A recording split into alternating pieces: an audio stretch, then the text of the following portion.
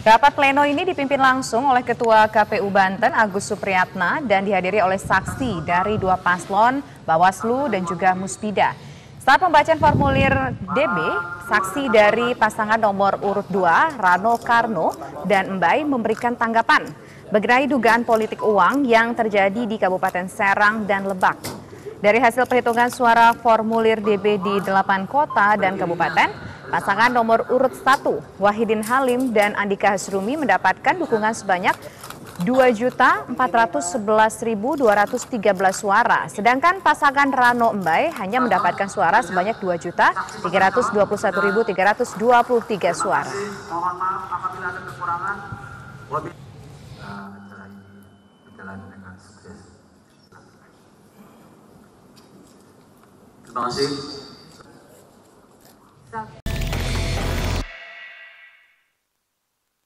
Anda kembali di Landstalk, sudah bergabung bersama kami Komisioner KPAI Mbak Erlinda. Terima kasih sudah hadir di Landstalk.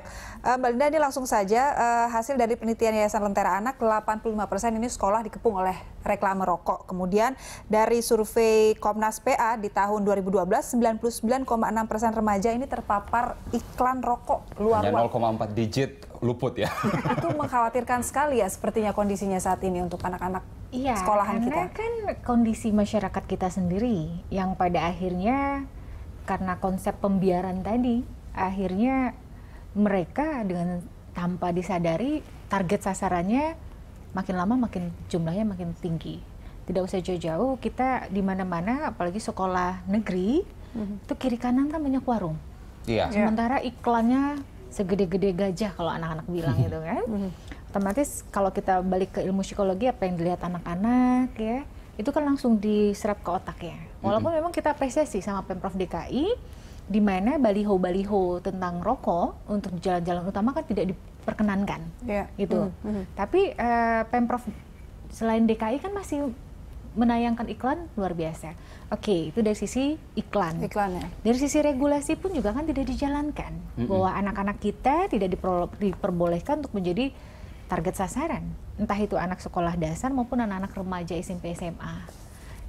Namun amat disayangkan pada saat kita tahu ada data anak-anak kita yang baru lulus SMA itu mereka sudah menjadi salah satu iklan rokok. Ini kan yang kita prihatinkan. Artinya apa? Paradigma dari orang tua itu sendiri pun juga adanya pembiaran, ya. Adanya permisif begitu ya? Iya, seolah-olah ya keluarga. udah, cuman iklan rokok kok. Oke, once. Berikutnya, anak-anak kita jago nih, jago mereka dalam bakat apa olahraga. Ya. Tapi yang sponsornya siapa? Nah, ya. itu nggak perlu dong ya. Itu yang sebelumnya tadi kita obrolin, ya kan? Industri rokok itu serigala berbulu domba, masuk lewat yayasan-yayasan amal gitu ya. Yang kami inginkan harapkan tuh adalah dari pemerintah tuh ketegasan terhadap foundation ini sejauh mana mereka memberikan dukungan. Tapi kami dari Komisi Perlindungan Anak Indonesia, no, foundation yang labelnya rokok kami tidak menerima. Untuk anak-anak kami diberikan fasilitas untuk pengembangan minat bakat. Kami strike di situ karena kalau tidak seperti itu ya tadi musang berbulu domba. Kita bagus kok. Kita tahu foundation itu luar biasa, ya kan? Tapi kita inginnya mereka membantu tapi tidak ada embel-embel. Ya, tidak menjadi duta dari iklan mereka, tidak menjadi kalau memang ingin membantu silahkan membantu tapi tidak harus ada jargon-jargon dari si iklan rokok tadi. Tapi gitu. Memang masalahnya dari pendidikan, olahraga itu banyak beasiswa yang kemudian diberikan oleh foundation yang bergerak jumlahnya di bisnis besar. Rokok dan jumlahnya besar dan mereka cukup masif ya memberikan beasiswa itu ya. Pertandingan internasional di Indonesia salah satunya juga perusahaan rokok menjadi sponsor utamanya. Ini dilema. Oke. Kita tahu dong pengembangan minat bakat tidak murah. Iya. Bahkan cenderung sangat mahal. Iya. Apalagi untuk anak-anak yang berkebutuhan khusus. Sekarang pertanyaannya, apakah mampu pemerintah daerah memberikan fasilitas itu? Ya kan? Kan sangat minim sekali pemerintah daerah memberikan fasilitas kepada anak-anak yang mempunyai potensi atau minat bakat. Lagi-lagi yayasan itu lagi, foundation itu lagi, ya. Dengan imbalan ya tadi, akhirnya si malakama orang tua pada dasarnya ingin, oke, anak saya tidak terpapar itu, tapi mereka sendiri ingin memfasilitasi anak-anak mereka untuk pengembangan minat bakat dan mereka punya multi talent yang luar biasa, tapi tidak sanggup. Baik. Akhirnya seperti apa? Mbak Erlinda tadi sebelumnya Bu Lisda sudah mengatakan bahwa pusat itu lemah mendukung support terhadap, misalnya di DPR kita selalu terkendala banyaknya kong-kalingkong begitu. Kemudian pemerintah pusat juga kemarin itu di Istana Merdeka berharap bahwa ada Presiden Jokowi yang merespon itu.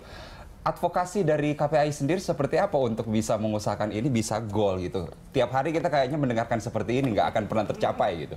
Itu tadi, KPAI sudah terdengar lah gaungnya bahwa kita adalah provokator beriman ya.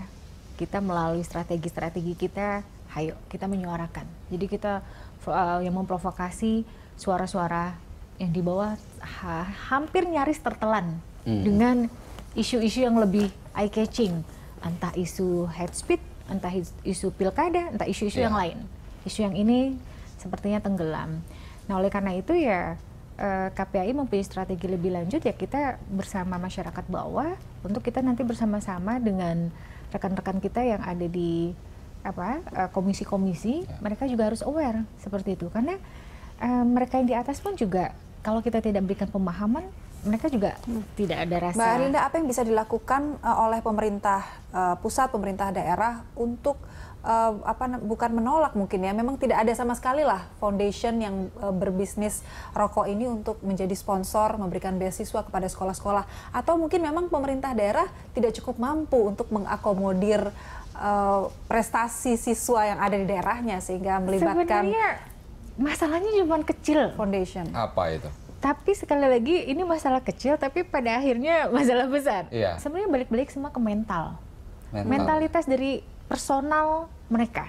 Ya, mentalitas yang ada di anggota dewan. Tidak semua mental-mental mereka itu yang mohon maaf mereka peduli. Banyak juga mentalitas-mentalitas dari oknum di sana. Kapan nih? Saya kemarin pemilihan anggota dewan saya udah mengeluarkan berapa? Sekarang kita lihat dong. Ya kan kepala daerah. Saya sudah 15 miliar keluar. Masa saya nggak harus balik modal? Jadi mau untuk memfasilitasi anak-anak kita yang berbakat jauh lebih sulit. Oleh karena itu kami sekarang merintis yayasan-yayasan yang sangat tulus mereka memperhatikan. Walaupun mungkin jumlahnya nggak banyak, hanya sekitar belasan orang, tapi benar-benar pengrekrutan itu ada. Contoh kecil misalnya Yayasan Pandawa Care, kita membentuk anak-anak yang orang tuanya kalau untuk segi finansial itu minim, tapi untuk mereka punya bakat dan yang lainnya itu mereka luar biasa. Kita kerjasama dengan guru-guru yang punya keterampilan profesional, kita bayar subsidi silang. Oke, banyak hal sebenarnya yang bisa dilakukan tanpa melibatkan perusahaan rokok untuk memberikan beasiswa kepada para siswa begitu ya di tiap sekolah. Tapi kalau misalnya menunggu mental dari anggota DPR untuk itu mendukung, sulit, kayaknya kita nggak maju-maju begitu ya. Tapi kan nawacita kan di situ menyematkan bahwa revolusi mental. Kita tagih dong janjinya Pak Jokowi JK. Dan tadi Bu Lisda mencontohkan ada banyak siswa justru yang memulai dari dirinya sendiri karena mereka takut sendiri untuk terpapar rokok. Bu Lisda benar tidak? Pada saat anak sudah terpapar rokok, mereka mau lepas, mau move on itu tanpa sulit rokok, ya, Bu Lisda, sangat sulit. Makanya kenapa kami lebih memilih untuk melakukan sesuatu lebih awal, mencegah. Karena kalau sudah merokok, itu ada pekerjaan PR yang paling besar, sulit sekali. Jadi lebih baik kita mencegah supaya anak-anak itu tidak merokok. Jangan coba dulu merokok, itu sebenarnya prinsipnya. Baik, Bu Lisda, apa yang bisa disampaikan ini terkait dengan semakin masifnya iklan rokok yang mengepung sekolah dan pencegahan untuk anak-anak agar tidak menjadi penikmat rokok ini. Agar nggak menjadi target industri rokok gitu. Tentu pertama kami menghimbau semua sekolah, semua dinas pendidikan di seluruh Indonesia dan Pemda di seluruh Indonesia untuk mari perhatikan sekolah-sekolah kita. Sudah banyak peraturan yang menetapkan sekolah itu kawasan tanpa rokok, tidak boleh ada iklan rokok. Kami siap bekerja sama, kalau sekarang kami lakukan itu di 5 kota di 90 sekolah, kami siap bekerja sama dengan seluruh Indonesia untuk memperluas kegiatan ini. Dukungan masyarakat sangat banyak di media sosial kami, di email kami, personal chat itu semua mendukung. Bagaimana cara bisa terlibat. Tapi memang ini nggak bisa dilakukan sendirian. Itu sebabnya salah satu yang akan kami lakukan, kami akan bertemu dengan Pak Menteri Pendidikan, kami akan bawa perwakilan guru dan siswa. Kami ingin menunjukkan ini sudah berhasil dan ini layak untuk dikembangkan, layak untuk diteruskan. haruskan. Ya, kalau perusahaan rokok adalah sebuah kekuatan besar yang tampaknya susah untuk dikalahkan, mungkin kita perlu mengundang kekuatan korporasi besar untuk melawan itu. Itu seperti itu bisa nggak, Bu Lisda? Sebenarnya gini Mas, perusahaan rokok itu sebenarnya takut sama anak muda, sama anak-anak. Karena anak-anak itu pasar potensi mereka. Kalau anak-anak itu bilang tidak, kami tidak akan merokok, kami tidak akan tertipu oleh rayuan kamu, maka bangkrut lah dia. Bangkrutlah dia. Itu betul, betul. Ya? Bangkrutlah dia. Jadi itu sekarang yang sedang kita galakan. Ayo anak-anak, ayo adik-adik, kalian harus bersuara tidak. Tanamkan kebencian positif, kebencian kepada tolak, rokok. Makanya bahasa kami tolak. Tolak jadi target. Karena tolak kalian dari rayuan-rayuan yang menggoda gitu ya. Tolak dari targetnya industri rokok, perusahaan rokok. Karena dengan itu kalian bersuara, dengan itu kalian berani menunjukkan siapa diri kalian. Dan itu bisa dimulai dari lingkungan paling kecil keluarga, kemudian ke sekolah-sekolah juga beri perhatian, dan pemerintah daerahnya, kepala daerahnya juga harus aware terhadap permasalahan ini. Baik, terima kasih Bu Lisda, terima kasih Mbak Erlinda sudah hadir di Landstalk.